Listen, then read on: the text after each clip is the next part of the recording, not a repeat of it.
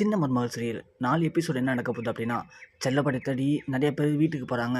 இது மாதிரி கவர்மெண்ட் வேலை வாங்கி தரேன்னு சொல்லி பணம் வாங்கினே செல்லப்பாண்டி, என்னாச்சு இதெல்லாம்? ஆமாம், நான் கேள்விப்பட்டோம் உனக்கும் மருமகளும் சண்டையாமே, இனிமே அந்த ராஜாங்க குடும்பத்துக்கும் உனக்கும் இந்த சம்மந்தம் இல்லைன்னு சொல்லிட்டாங்க.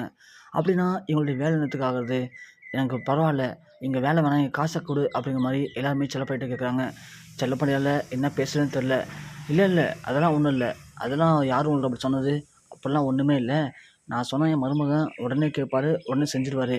எல்லாருமே எனக்காக ஒரு 1 மாதம் மட்டும் வெயிட் பண்ணுங்க. அதுக்குள்ளே உங்களுக்குலாம் கவர்மெண்ட் ஜாப் வாங்கி கொடுத்துட்றேன் அப்படிங்கிற மாரி செல்லப்பாண்டி சொல்கிறாங்க.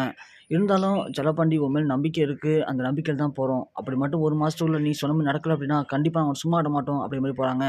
உடனே செல்லப்பாண்டி இந்த பிரச்சனைய சமாளிக்கணும் அப்படின்னா, நேரா சேதுட்ட போய் பேசியாகணும்னு சொல்லிட்டு சேதுட்ட போய் பேசுறாரு. ஆனா சேது அதுக்கு ரொம்பவுமே கொந்தளிச்சு போதையில செல்லப்பாண்டிய அடிச்சிடுறாரு. இந்த விஷயம் ஒரு பக்கம் தமிழுக்கு தெரியுது. ஏற்கனவே இங்கே சேது குடும்பத்தில தமிழை யாருமே மதிக்கல.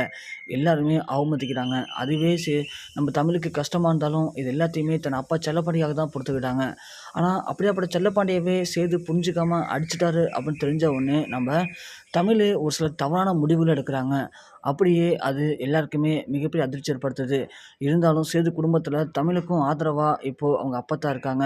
சேதுவுடைய அம்மா இருக்காங்க. இதுதான் இப்போ தமிழ ஓரளவுக்கு காப்பாத்துது.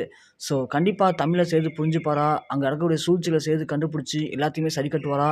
அடுத்தடுத்து என்ன நடக்கும்னு நீங்க நினைக்கிறீங்க? உங்களுடைய கருத்துக்கள கீழ மறக்காம கமெண்ட் செக்ஷன்ல பதிவு பண்ணுங்க.